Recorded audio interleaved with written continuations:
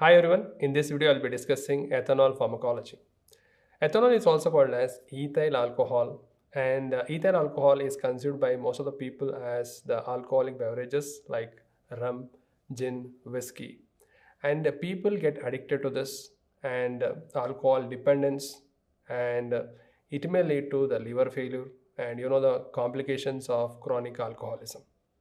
So let us understand the ethanol pharmacology and what are the important applications of this. So let us start. The basic question is why people drink alcohol. And you know that ethanol is a GABA mimetic. So it will increase the activity of GABA. Now, when you increase the activity of GABA, obviously you will suppress the brain. So why people drink alcohol when it is a CNS suppressant?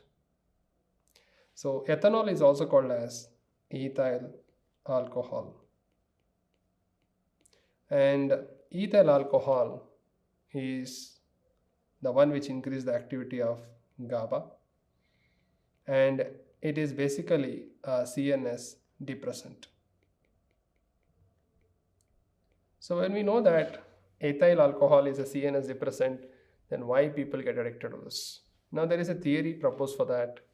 The theory is simple. Let me write a neuron. This is one neuron in the brain. This is another neuron. Yes. Let me draw one more. This is one neuron and this is one more neuron. Yeah. Now let me coin them as this is the GABA neuron. This is the GABA. Right, this is the GABA and GABA. And we have GABA. And this neuron is glutamate. Now these neurons, you know that GABA is the depressant, that is minus. It's a inhibitory neurotransmitter. Now you know that glutamate is an excitatory neurotransmitter. Now when the people start drinking alcohol, what happens in the initial period is the GABA inhibits GABA. You know the simple maths, minus into minus is plus. So initially there will be CNS stimulation, and that is what people call it as the kick. Now when they get CNS stimulation, there is release of endogenous opioids. So there is release of endogenous opioids in our brain. So there is increase in endogenous opioid release from the brain, and that will give the pleasure to the person. Now because he gets the pleasure whenever drink alcohol, he want to drink it again and again, and that will lead to craving. So when person drinks alcohol, what happens? They get CNS stimulation, the release of endogenous opioids, and they are responsible for craving of alcoholism. Now if they still drink alcohol, what happens? So when GABA inhibits glutamate, it will lead to CNS depression. So patient will have sedation, incoordination, stupor, coma, and death. So this is what we see in acute alcohol toxicity. So if the person keeps on drinking alcohol more and more, he may end up with this sedation, incoordination, stupor, coma, and death. Now if the drinking is in moderate quantities, that is fine, but if it is excess, it will lead to acute ethanol poisoning. Now how do we manage acute ethanol poisoning? Acute ethanol poisoning. So acute ethanol poisoning, you know that we manage the airway, breathing, circulation, and if there is alcohol still present, we do gastric lavage to remove the unabsorbed alcohol. Then what we can do is, if the alcohol poisoning is more, you can also do hemodialysis to remove the poisoning alcohol. And it is also given with thiamine plus IV fluids are added in the management of acute ethanol poisoning. So this is what we do. Now moving on to the other aspect, what is the pharmacokinetics of ethanol? That is ethyl alcohol. Remember, it follows saturation kinetics. It follows saturation kinetics Can you tell me what are the other names for saturation kinetics? They are also called as zero order or mixed order kinetics. So alcohol follows saturation kinetics. Remember, when we talk about enzyme inhibition, alcohol is an enzyme inhibitor or inducer. Remember, acute alcoholism,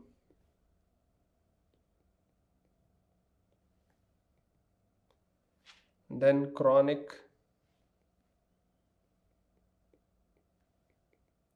So acutely, if the patient takes overdose of alcohol, it acts as enzyme inhibitor. You know that enzyme inhibition is a faster process. If a person is chronic alcoholic, it will lead to enzyme induction. So acute alcoholism is enzyme inhibition and chronic alcoholism is enzyme induction. We have discussed this point in general pharma also. So pharmacokinetically, remember saturation kinetics. What is the mnemonic for that? Watt power A for alcohol. Now along with that, can we give it in a pregnant woman? Pregnancy, it has teratogenic risk. So don't advise during pregnancy. Patient, if they are taking this, she is pregnant and she is taking, the baby born will have fetal alcohol syndrome. The baby born will have fetal alcohol syndrome.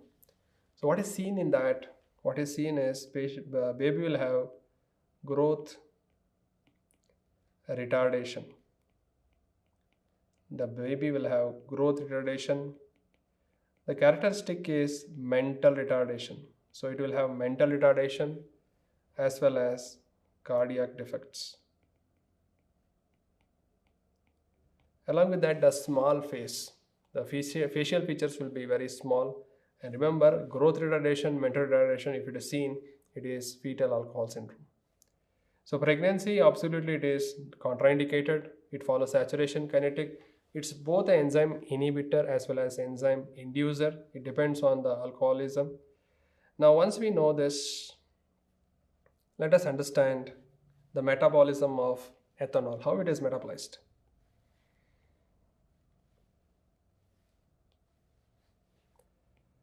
Metabolism of ethanol.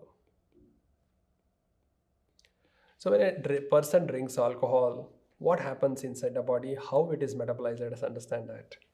So when ethanol is taken, ethanol is nothing but ethyl alcohol. It is metabolized to something called acetaldehyde. It is acetaldehyde. Now this acetaldehyde is again metabolized into one more compound called acetic acid. Acetic acid. Now what enzyme will convert ethanol to acetaldehyde? It is called alcohol dehydrogenase. It is called alcohol dehydrogenase. Fine. Now from acetaldehyde to acetic acid, the conversion is done by aldehyde dehydrogenase. Simple, remember, alcohol, ethanol to aldehyde, alcohol dehydrogenase, aldehyde to acid, it is aldehyde dehydrogenase. So now please understand, when the acetaldehyde levels are more in the body, what does it lead to? It will lead to patient suffering with nausea and vomiting. He will have headache, chest tightness. So nobody wants to have this when they take alcohol. So acetaldehyde levels are high, can lead to this problem, that is nausea and vomiting, headache and chest tightness, respiratory difficulties. Even the patient may complain of palpitations. So this is the culprit, acetaldehyde. Now if we don't want a person to drink alcohol and you don't want to get a pleasure, then what should we do? What enzyme should I block so that acetaldehyde level increases? So whenever the person drinks alcohol, he will not get the kick, but he will get this. Now that can be done by inhibiting the enzyme aldehyde dehydrogenase. And what is the drug which inhibits that? And that name is called disulfiram. So disulfiram is a drug which inhibits the enzyme aldehyde dehydrogenase. How does it inhibit? Is it reversible or irreversible? Please remember, it is irreversible inhibition. Irreversible. Irreversible means if this enzyme, the drug binds and the enzyme is gone. It's like committing suicide. It's a suicide inhibition. Again, a fresh enzyme has to come to the action, then only it can metabolize acetaldehyde. Now that is the reason this drug is also used for aversion therapy, and it is also given a name. Another name for disulfiram is antabuse. And this is used in aversion therapy. Read the word again. Aversion means they don't feel like drinking alcohol. Whenever they drink alcohol, they don't get a kick pleasure. Instead of that, they will get nausea and vomiting, headache, chest tightness, palpitation. So paying so much of money, nobody wants this problem. So that's why it is also called as aversion therapy. So we understood the metabolism of ethanol, and we understood the pharmacology of disulfiram. Next, we will understand how do we de-addict an alcoholic. Very commonly asked question, alcohol de-addiction. Alcohol de-addiction. Number one, we have a strategy, and that is aversion therapy. Patient should get aversion towards alcohol. How do we do that? For this person, you have to give disulfiram. Now, the question is, should we give it to a highly motivated person or low motivated? You think and tell me. It should be always be given to highly motivated patients who want to quit alcoholism. For them only it should be preferred. But in India, what happens? Even though they are low motivated, the drug is mixed with the food and given, and they end up in the hospital with nausea, vomiting, palpitation, chest tightness. That's why it should be preferred in a highly motivated person. So whenever they drink alcohol, the disulfiram will increase the acetaldehyde. So there is increase in acetaldehyde, and a patient will have that nausea, vomiting feeling. Now, how do we use this therapy? Suppose a person is taking alcohol, can he start disulfiram immediately? There is a rule. Suppose he is already taking alcohol, you should not start disulfiram immediately. You should give a gap of 12 hours. And then give the drug disulfiram. Then give the drug disulfiram. Because if the patient has taken alcohol now and you give disulfiram, he will have a reaction called disulfiram reaction, that is nothing but nausea, vomiting, chest tightness, palpitations. Now, when will the disulfiram start working? It will start working within 2 hours. Starts working in 2 hours. And the peak effect is seen. The peak effect of the drug is seen after 12 hours. Peak effect is seen after 12 hours. So this is very important. Now, after some days, patient will come, sir, I want to quit disulfiram, I want to take alcohol again. So can he stop disulfiram? Tomorrow only can he start drinking alcohol? No. Because remember, the enzyme inhibition is irreversible. So it takes time for the enzymes to come back. So what is the time? Suppose if you stop the drug and patient wants to resume drinking, if they want to resume alcohol, how many days later they can start drinking? It is around 7 to 12 days. So 7 to 12 days after stopping the drug, you should give the gap. Otherwise, they can end up with disulfiram-like reaction. Very important. So what we can do is, we can do the aversion therapy, and the drug is disulfiram. And what is the other name for disulfiram? Can you tell me? Disulfiram. What is the other name? It is also called as antabuse. So whom do you use it? Highly motivated. What happens when the people drink alcohol when they are on disulfiram? They will have disulfiram reaction, nausea, vomiting, chest tightness, difficulty in breathing, palpitations. And if they are already on alcohol, don't start immediately. There should be a gap of 12 hours. It will peak around after 12 hours. And If the patient again want to resume alcoholism, he cannot resume immediately. He has to give a gap of 7 to 12 days. The reason is it's an irreversible enzyme inhibitor. So that is what we took care.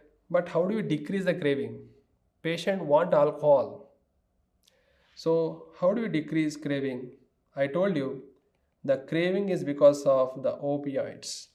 So endogenous opioids are increased and patient want that kick again and again. So the drug what is used to decrease craving are, number one, we have a drug called naltrexone. Naltrexone. Why? Because naltrexone, what is the mechanism of action of naltrexone? It's a opioid antagonist. So by blocking the action of opioid, it can decrease the craving, and the name is naltrexone. What are the other drugs we have? The other drugs are ondansetron. The mechanism is unknown, but they have shown to decrease craving in alcohol.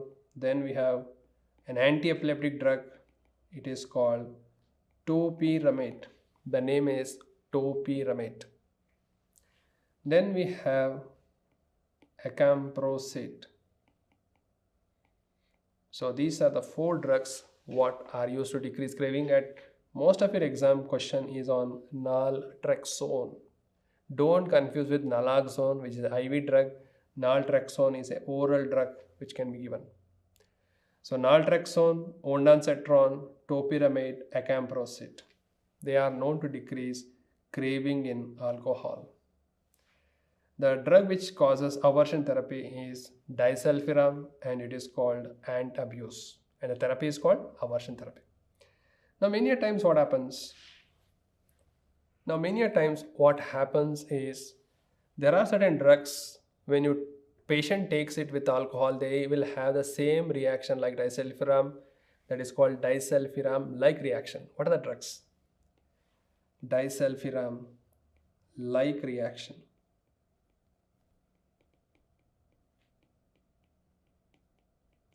Now what do you mean by this? What do you mean by this? Now suppose a patient is having amoebiasis and he is taking a drug called metronidazole. So patient is on metronidazole and he takes alcohol during that. So if he is taking alcohol while he is on metronidazole, the problem is he will have the same nausea, vomiting, headache and palpitation. That is what we mean by disulfiram like reaction. So patients on alcohol should avoid these drugs. Or better word is, if they are on these drugs, they should never take alcohol. So what is a mnemonic? The drugs which cause disulfiram like reaction, the mnemonic is great CP M. So G for an antifungal drug, it is called griseofulvin. The antifungal drug is called griseofulvin. C for chlorpropamide. What is chlorpropamide? Chlorpropamide is a first generation sulfonylurea. It's an antidiabetic drug. The next one is cephalosporins. Cephalosporins.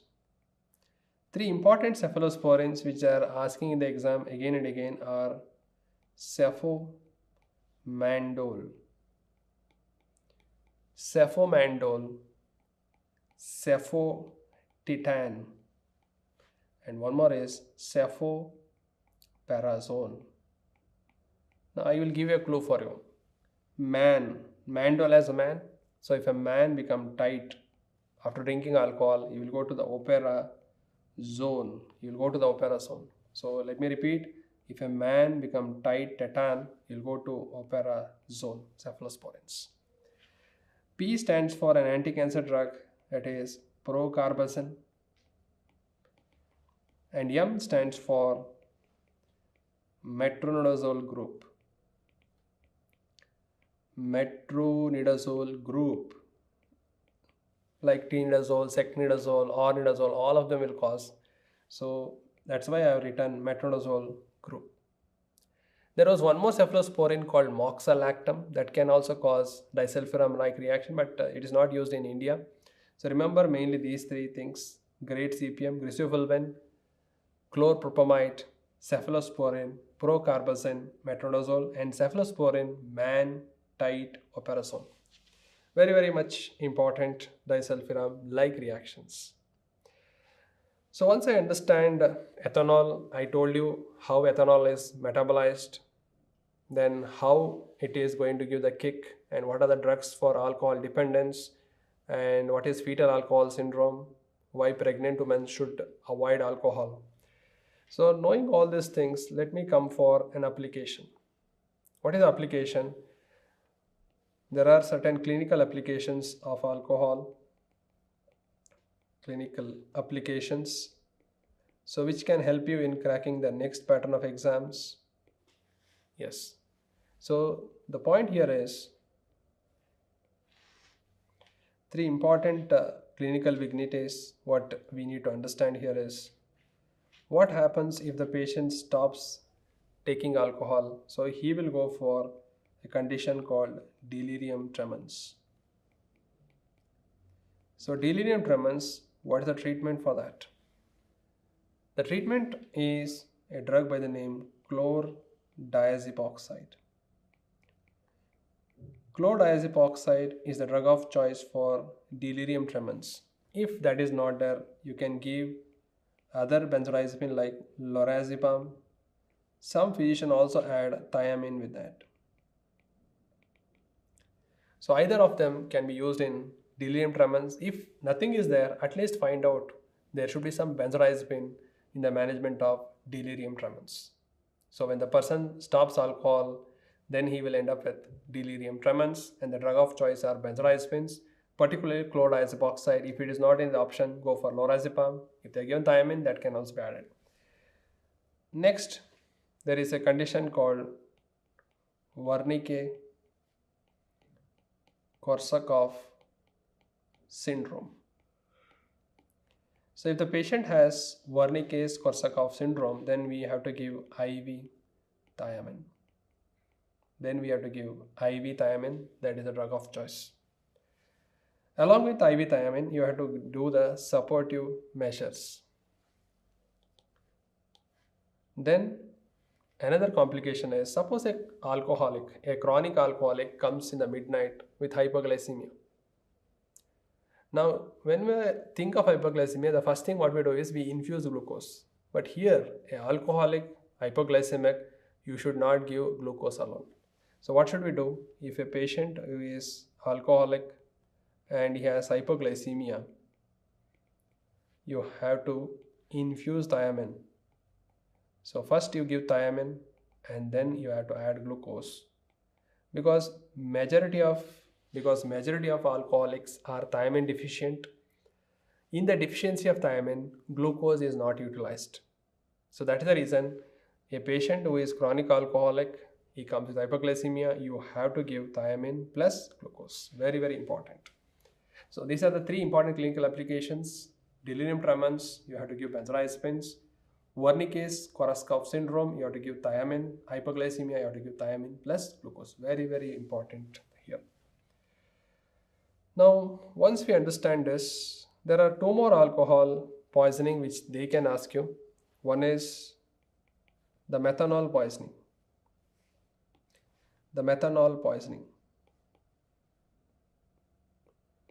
So methanol is also called as wood alcohol, and many a times it is mixed with the normal alcohol. Methanol is metabolized to formaldehyde. From formaldehyde we get the formic acid, and this is responsible for the retinal damage. That will cause retinal damage, and it can also cause metabolic acidosis. Now, who will convert methanol to formaldehyde? There is an enzyme called alcohol dehydrogenase. The enzyme is alcohol dehydrogenase and the culprit is formic acid. Suppose a patient has methanol poisoning and you want to prevent the formation of this. What you have to do, you need to inhibit alcohol dehydrogenase and the enzyme. If you have to inhibit alcohol dehydrogenase and the inhibitor of that, there is a drug called fomepizole. So fomepizole is an inhibitor of alcohol dehydrogenase, which is used in methanol poisoning. Remember, the drug has orphan status. It's an orphan drug, not easily available. You can use fomepizole. So if they ask in the exam, what is the antidote for methanol poisoning? The antidote is fomepizole. Many a times, fomepizole may not be available, so we use ethanol. Why do you use ethanol? Because ethanol also utilizes the same enzymes, that is alcohol dehydrogenase, to metabolize. So this will divert the metabolism of ethanol. Divert metabolism of methanol, and thereby reduces the toxic substance, that is formaldehyde and formic acid. So if they ask in the exam what is the antidote, fomepizole, what is the first choice or drug of choice, ethanol. Why do we give ethanol? Please understand, when I give ethanol, what happens? Ethanol will compete with the enzyme alcohol dehydrogenase. Methanol will also compete. So if we give more ethanol, that will take up, and methanol will not become formaldehyde. That's the reason. Now many a times what happens in the exam, you will confuse fomepizole with the drug flumazenil. Both of them start with F. Now remember, when you have a confusion, write alcohol. Alcohol has how many O? OO. Fomepizole has 2 O, OO. So when you get in the exam, you have to remember as OO, right? Flumazenil, it looks like Z, sleeping. So it is used as an antidote for benzodiazepine overdose. So this is one of the confusions you always will have in the exam. Flumazenil and fomepizole. When you get the confusion, remember, if it has 2O, that is for methanol poisoning. One more poisoning that happens is ethylene glycol. Ethylene glycol will give rise to glycoaldehyde, and from that you get glycolic acid. You get glycolic acid. From glycolic acid we give oxalic acid, and that will form oxalate stones in the kidney, and that will lead to renal damage. Along with renal damage, patient will have metabolic acidosis. Metabolic acidosis. So the enzymes involved are same. Here also it is alcohol dehydrogenase. Here it is aldehyde dehydrogenase. So I have to inhibit this by using a drug called fomepizole. So that is the antidote for ethylene glycol poisoning. Antidote. If that is not available, you can give ethanol, which will divert the metabolism. So that is the drug of choice for ethylene glycol poisoning. At the end, we are into ethanol pharmacology. We understood why ethanol is abused because of the craving, because of the kick, the endogenous opioids. And then we understood pharmacokinetics of ethanol. It follows zero order kinetics, that is saturation kinetics. Then pregnancy, it causes fetal alcohol syndrome. Then alcohol de-addiction, we understood what are aversion therapy, disulfiram. Then the drug to decrease craving, that is naltrexone. Then what is the treatment for delirium tremens, benzodiazepines. And then for Wernicke, Korsakoff syndrome, thiamine. Chronic alcoholic with hypoglycemia, you have to give thiamine plus glucose. Then we understood how to manage acute ethanol poisoning, that we can manage by maintaining airway breathing circulation. Then thiamine, IV fluids along with hemodialysis and gastric lavage. Then the poisoning of methanol. So what we give antidote is fomepizole. It inhibits alcohol dehydrogenase. If it is not available, we can give ethanol, because ethanol diverts the metabolism of methanol. Another poisoning is ethylene glycol. The antidote is fomepizole, and the drug of choice ethanol to divert the metabolism. Don't confuse fomepizole with flumazenil. So this is about ethanol pharmacology. Thank you all.